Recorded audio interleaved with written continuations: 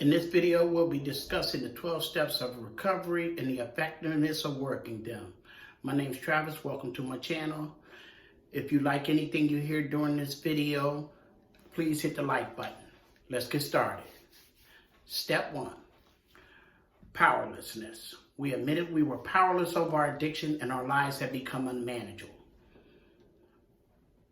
I used to think that unmanageability meant I couldn't pay this, I couldn't do this, I couldn't do. That's irresponsibility. The unmanageability that they were talking about in step 1 was the inability for me to manage my feelings and emotions. I couldn't manage my emotions or feelings during the course of a day. And powerlessness, that's why it says we were powerless over our addiction. Meaning by the time we get to the 12 steps of the program, we have a working knowledge of them. We've already did some of the other things like talked about addiction, talked about why you're at this program and how this program works.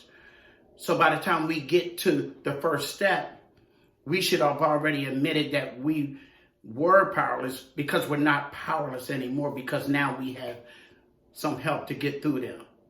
Step 2, came to believe a power greater than ourselves could restore us to sanity. I used to wonder why that was could and not would. Because could means that the choice is mine. It's up to me of what I'm going to do in this program to determine if I'm going to be restored to sanity. And in order to be restored to sanity, I had to first realize that some of the things that I was doing was insane. Else there's no reason to be restored to anything. So I had to admit that I was insane at first before I could start the process of being restored to some sort of sanity in this lifestyle we call recovery. 3, made a decision to turn our will and our lives over to the care of God. Now this one confused me because I said, well, how can we have a powerful almighty God and be able to take back things from him that we give to him, like our wills? And then I remembered what I heard someone explain before. It was like when you go to the babysitter and you take your child to the babysitter, you turn your child over to the care of that babysitter. Not to keep your baby, but just to take care of your baby until you return. Once you return, you take over the care of your baby because now it's your baby. It's still your baby when he's at the babysitter. They're just under the care of him. And that's what I do with my will. I turn my will and my life over to the care of him. Means I'm going to allow him to help take care of this for me because I can't do it on my own. But if I decide to keep doing it on my own, then I'll be running on my batteries and my will. 4,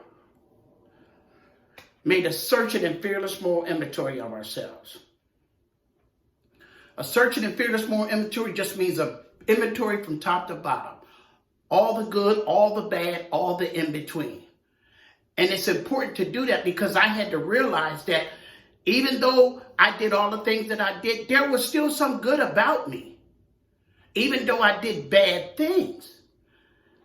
And I had to write those things that I did do so I can work on them and address them. But I have to also write the positive things about me. Positive things about how I was as a person. So that 4th step was very important. And number 5, admitted to God, ourselves, and another human being the exact nature of our wrongs. If somebody's going in jail, they're wrong because they did something that was wrong. The exact nature is whatever it was that led them there. So my wrongs, my exact nature of my wrongs is what's underneath the acting out part of my behavior that I'm doing. And that's what I need to focus on, the exact nature. I needed to pull some of that stuff out that I wrote down in the 4th step that I can see now that's there. And I had to work on some of that stuff. We were entirely ready for God to remove all defects of character. Well, a lot of things in my character was defective. How I thought, how I acted, some of the things I did, some of those things were part of my defect of character. And all I had to do in that step was become willing for God to remove them. That's it. And in 7, he humbly removed our shortcomings. And what are shortcomings? Shortcomings are the things that I do that make me come up short. When I act out on the character defects, it becomes a shortcoming. I remember a guy told me once, a character defect is 4 flat tires, and a shortcoming is trying to drive it. So I always remembered that. Number 8, we was willing to make amends to all that we had harmed. That step is just about the willingness, getting to the point where we make the amends. Because a lot of people aren't ready to forgive us for things that we did and things like that. And we also have to remember that an amends is not just saying you're sorry, it's the action you do behind it. If I come in the house every day and pop my wife upside the head and say I'm sorry, my actions is not matching up with what I said. So it's my actions behind it that determine if it's an amends or not. We may direct amends to such people wherever possible, except when to do so would injure them or others. Step 9. That means that it might not be a good idea for me to walk up to a couple and a lady was married for 10 years and I come up to her and say, I'm sorry when I was in my addiction 5 years ago and I slept with you. Because in that case, the harm could come to me or to them or to her. So I have to be careful where I make my amends. And I also heard before, you can make an amends to even somebody that's not living anymore. You can make an amends to a person that you actually did harm to. I heard a guy say before, he made amends to someone that he killed, and the amends was through his actions by not killing anybody else. Step 10, we continue to take a personal inventory, and when we were wrong, promptly admitted it. Doesn't say if, it says when. When we were wrong, we promptly admitted it. Because at some point, somebody in the 12 steps of the program were going to be wrong somewhere. I mean, the guys that was writing the book, they knew it. Somebody was going to be wrong at some point.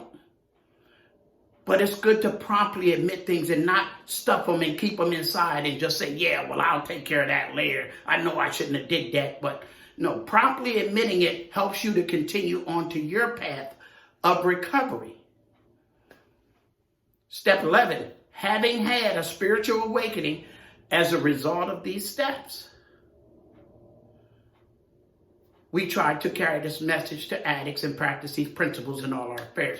I'm sorry, that's step 12. Step 11 is we sought through prayer and meditation to improve our conscious contact with God. Meaning by then we should already have one. It doesn't have to be someone that you say is God. It could be a doorknob. It can be whatever. But you have to have some kind of contact with a power that is greater than yourself. And finally, step 12, having had a spiritual awakening as a result of these steps, meaning the other 11, we carry this message and practice these principles in all our affairs. And that, my friend, is a brief summary of the 12 steps. They work if you work them. They work even if you don't. They just won't be working for you. And I also have a bonus tip of 3 indispensable principles. And those principles are honesty, open-mindedness, and willingness. The how, H-O-W, of the program. If you like this content, hit the like and subscribe button. I'll see you next time.